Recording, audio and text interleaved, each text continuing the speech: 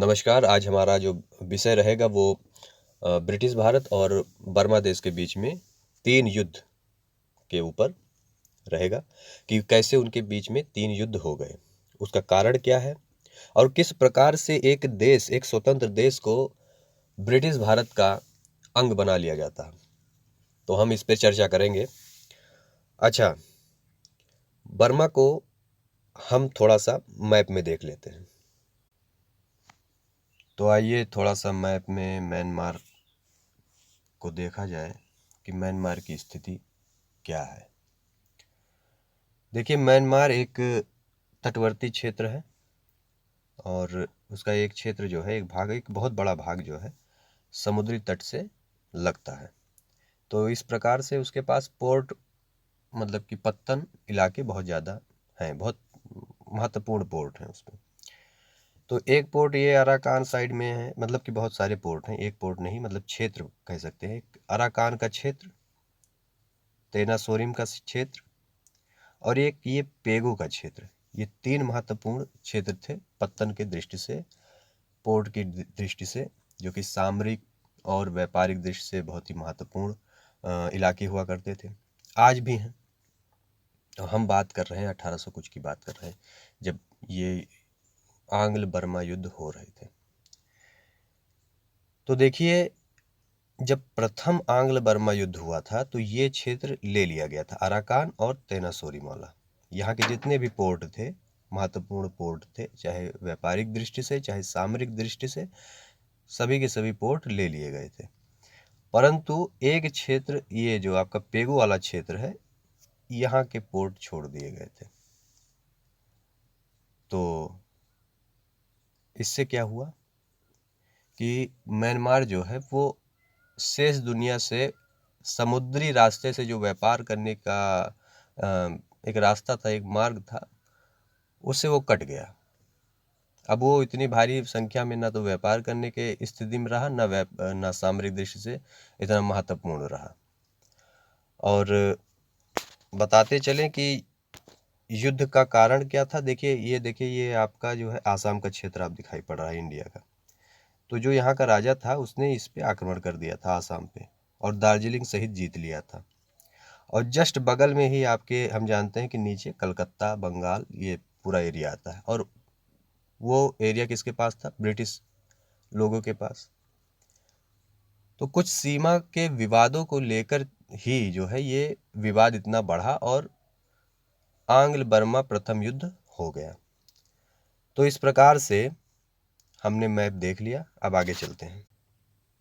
अब आपने बर्मा को मैप में देख लिया और आपने समझ भी लिया कि आगे चलकर क्या होने वाला है। देखिए, 1822 ईस्वी में बर्मा के राजा ने, जो कि एक विस्तारवादी विचार का था, उसने जो है भारत राज्य का जो आसाम क्षेत्र है उस पे आक्रमण करके उसको जीत लिया, दार्जिलिंग के सहित। दार्जिलिंग जो है आपको जानते हैं आज बंगाल का एरिया है, परंतु उस समय आसाम के क्षेत्र में आता था। ऐसे में बंगाल, हम जानते हैं कि बंगाल जो है ब्रिटिश भारत का हिस्सा था। तो आसाम और बंगाल के बीच सीमा लगती है और ऐसे में दोनों विस्तारवादी जो शक्तियां हैं वो एक साथ आ गई। अब इनमें युद्ध होना अवश्यंभावी हो गया। तो होता क्या है कि सीमा विवाद होता है और सीमा विवाद के चलते बर्मा के सैनिकों ने असम के निकटवर्ती बंगाली क्षेत्र पर आक्रमण कर दिया। अब इस आक्रमण का जवाब तो अंग्रेजों को देना ही था। उन्होंने क्या किया? इन पर भी हमला कर दिया और इस प्रकार से प्रथम आंग्ल बर्मा युद्ध शुरू हो गया।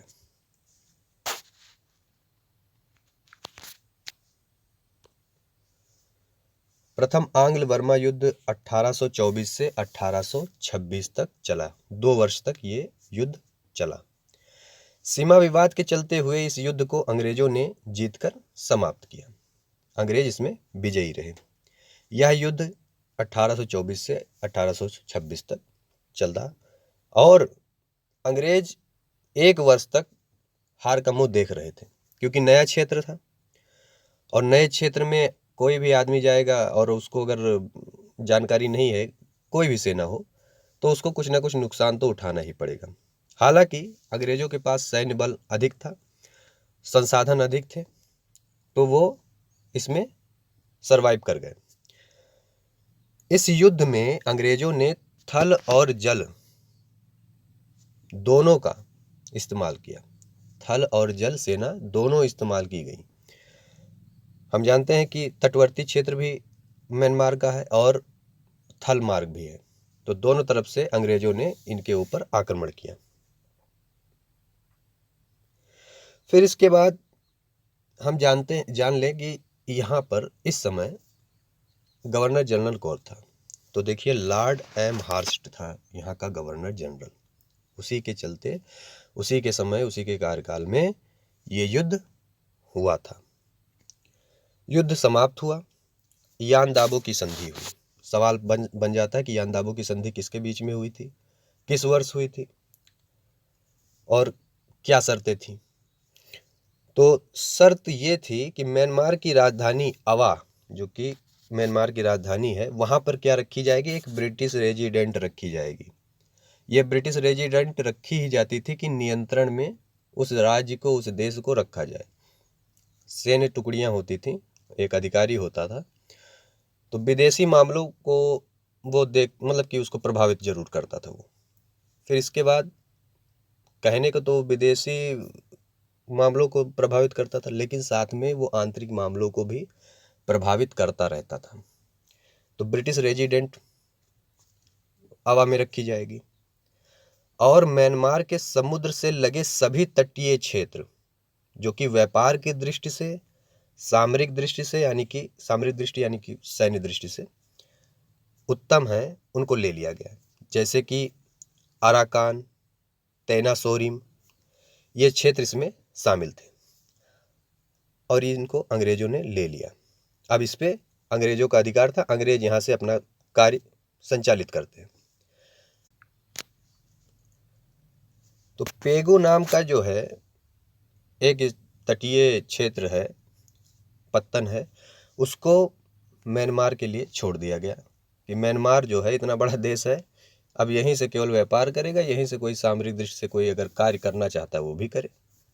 तो इस प्रकार से देखें तो म्यांमार जो है समुद्री व्यापार से एकदम से अलग थलग कर दिया गया। अंग्रेजों ने इनको अलग थलग कर दिया।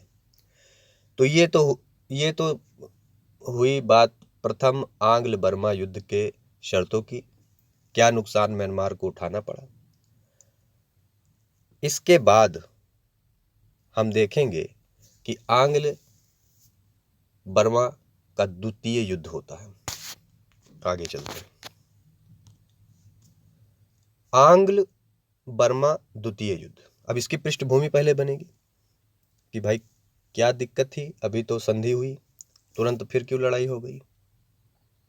बहुत दिनों तक प्रथम आंग्ल बर्मा युद्ध के बाद शांति बनी नहीं रही, क्योंकि ब्रिटिशों को अब इस नए प्रदेश के संसाधन पता चलने लगे।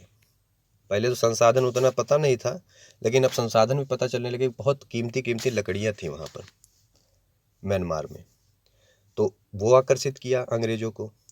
दूसरा काम ये हुआ कि ब्रिटिश लोगों को ये लगा कि हमारी जो वस्तुएं हैं उनको यहाँ पे हम खपत कर सकते हैं, ये हमारा बहुत बड़ा मार्केट बन सकता है। तो जो मार्केट हमारा ये बनेगा तो क्या किया जाएगा, सामान बनाएंगे, यहाँ पे लाकर खपत करेंगे। अब ये दो कारण थे।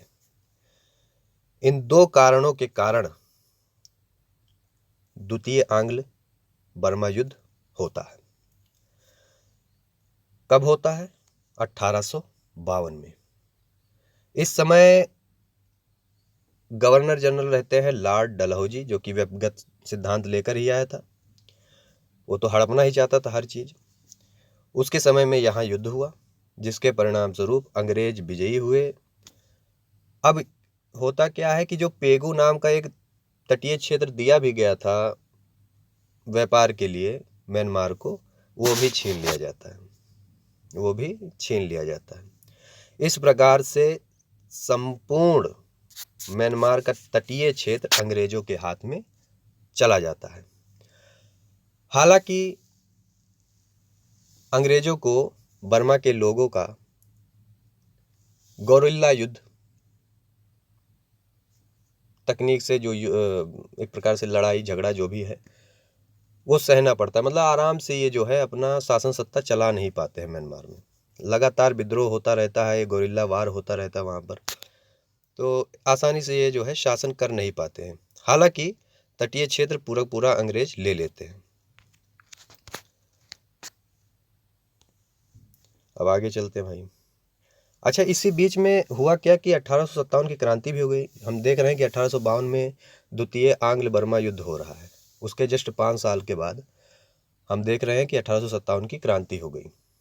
वेबगत की नीति, सभी साम्राज्य जो थे वो घुटने टेक रहे थे अंग्रेजों के सामने, और आक्रोश भी बढ़ रहा था जनता का, वहाँ के राजाओं का। ऐसे में एक क्रांति होनी अवश्यंभावी हो गई। अच्छा, जब 1857 की क्रांति हुई तो समीक्षा भी किया गया कि भाई ये इतना बड़ा विद्रोह हुआ क्यों। तो पता यही चला कि हाँ भाई, जो ये व्यक्तिगत की जो नीति है इसके कारण जनता और राजाओं में आक्रोश हो गया था, जिसके तहत, जो कि बहुत बड़ा कारण था, जिसके तहत ये युद्ध, ये विद्रोह, ये विप्लव हो गया। अब क्राउन ने, यानी कि वहाँ की महारानी ने, ब्रिटेन की सरकार ने कहा कि ऐसा है कि अब जो है ब्रिटिश कंपनी जो है वो शासन सत्ता नहीं चलाएगी, अब भारत का वायसराय होगा। और दूसरी चीज ये कि अब कोई भी क्षेत्र अतिक्रमित नहीं किया जाएगा, किसी भी राज्य को हड़पा नहीं जाएगा। परंतु यहाँ पे दिक्कत क्या थी, हम अगर म्यांमार के परिप्रेक्ष्य में देखें, अंग्रेज ये चाहते थे कि हमने तटीय क्षेत्र तो ले लिया है, लेकिन अभी हमें ऊपरी क्षेत्र चाहिए। क्यों? क्योंकि हमें चीन से व्यापार करना है। चीन के साथ व्यापार नहीं करेंगे तो काम कैसे बनेगा। तो एक कारण ये था, मतलब ये भी एक कारण बन गया कि हमको चीन के साथ व्यापार करना है, परंतु वहां से रोक हो गई ब्रिटिश सरकार, मतलब क्राउन से। लेकिन इनके मन में बना हुआ था कि हमको उत्तरी क्षेत्र, म्यांमार का जो उत्तरी क्षेत्र उसको जीतना है, क्योंकि हमको व्यापार करना है चीन के साथ। अब दूसरा कारण क्या बनेगा इस युद्ध के लिए, मतलब तीसरी युद्ध, जो तीसरा आंग्ल म्यांमार युद्ध होगा, उसका एक पृष्ठभूमि तैयार हो रहा है, जिसका पहला कारण मैंने बता दिया। दूसरा कारण क्या था कि म्यांमार का जो राजा थियाऊ था वो फ्रांस के साथ व्यापारिक समझौता कर लेता है। और हम जानते हैं कि फ्रांस क्या है, एक प्राकृतिक शत्रु है ब्रिटेन का, उससे तो लड़ाई झगड़ा होता ही रहता है। तो फ्रांस के साथ इन्होंने व्यापारिक समझौता कर लिया। तो एक प्रकार से अंग्रेजों को मौका मिल गया कहने को कि हाँ भाई, आपने हमारे दुश्मन के साथ क्यों समझौता किया। उपरोक्त दो कारण पर्याप्त थे अंग्रेजों के लिए। अब उन्होंने क्या किया कि युद्ध कर दिया 1885 में, तृतीय आंग्ल म्यांमार युद्ध 1885।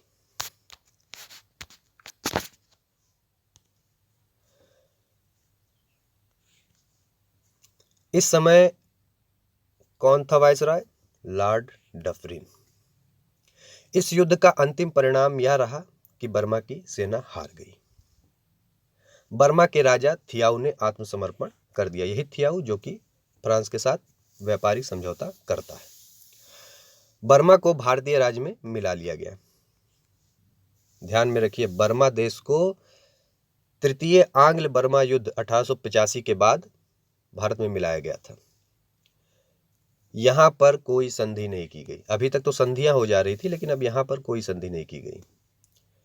भारत और बर्मा के लोगों द्वारा अंग्रेजों के विरुद्ध आंदोलन चलाया गया, लगातार आंदोलन चलाया गया। बर्मा के लोग भारत का पक्ष ले रहे थे और भारत के लोग बर्मा का पक्ष ले रहे थे कि हाँ, हमको सबको आजाद करिए आप। अच्छा, इस विद्रोह को बढ़ता देख अंग्रेजों ने कहा कि अब इनको थोड़ा सा अलग कर दिया जाए, जिससे कि थोड़ा सा स्थिर पड़ जाए, म्यांमार के लोग भी स्थिर पड़ जाए कि हाँ भाई, हम तो अब अलग हो गए हैं, अब हमारा तो कोई लेना देना नहीं भारत से। तो इसके चलते क्या करते हैं कि 1935 भारत अधिनियम एक्ट लेकर आते हैं। जो कि हमारे संविधान का बहुत बड़ा हिस्सा, एक प्रकार से जानिए कि इसी से लिया गया है। 1935 भारत अधिनियम एक्ट, बर्मा को इसी एक्ट के तहत भारत से अलग कर दिया गया। हालांकि बर्मा पर शासन अंग्रेजों का ही था, परंतु वो अब भारत देश का हिस्सा नहीं था। जैसे कि भारत देश का सेंट्रल प्रोविंस, यूनाइटेड प्रोविंस, इस प्रकार का हिस्सा था एक समय म्यांमार, परंतु अब ये म्यांमार जो है वो भारत से अलग हो चुका है, एक अलग राष्ट्र है। लेकिन शासन किसका है? अंग्रेजों का। 1947 में भारत आजाद होता है 15 अगस्त, और 4 जनवरी 1948 को ओम आंग सान के नेतृत्व में बर्मा को आज़ादी मिल जाती है। और आज मैं जब ये वीडियो बना रहा हूँ तो मैं कह रहा हूँ कि आज जो है म्यांमार यानी बर्मा में सैनिक शासन लागू है। ठीक है, तो मैं अब अगले विषय पर कोई दूसरा वीडियो बनाऊंगा। तब तक के लिए आप खुश रहिए, अपनी तैयारी करते रहिए। जय हिंद, वंदे मातरम, भारत माता की जय।